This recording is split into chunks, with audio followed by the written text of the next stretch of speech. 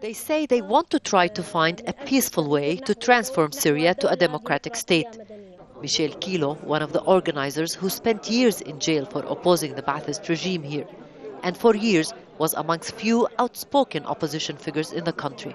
Lu'ay Hussein was put in prison for 12 years for demanding more freedoms in Syria, and at the beginning of the protest was arrested and claims to have been badly beaten for 2 weeks. There were also young activists who had shined during the recent protest, mostly leftist liberals, Muslims and Christians, men and women. The meeting is taking place in a landmark hotel in the heart of the capital, Damascus.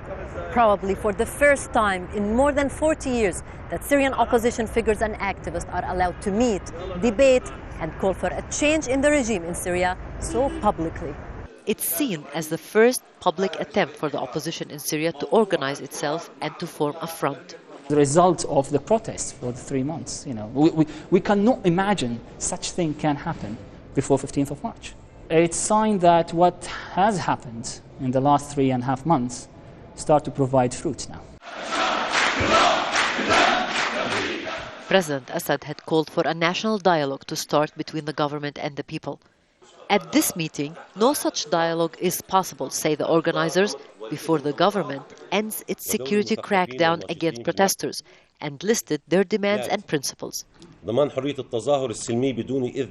right to protest must be granted, the release of all political prisoners, and they condemned all kinds of sectarian incitement and any calls for foreign military intervention.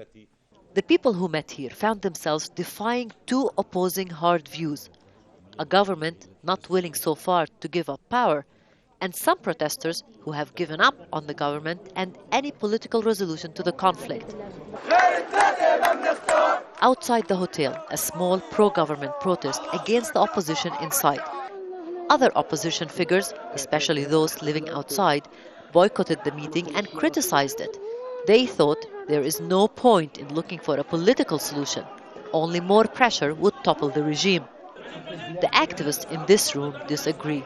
They say they can't but exert every effort if lives can be saved and the country spared chaos. Rula Amin, Al Jazeera, Damascus.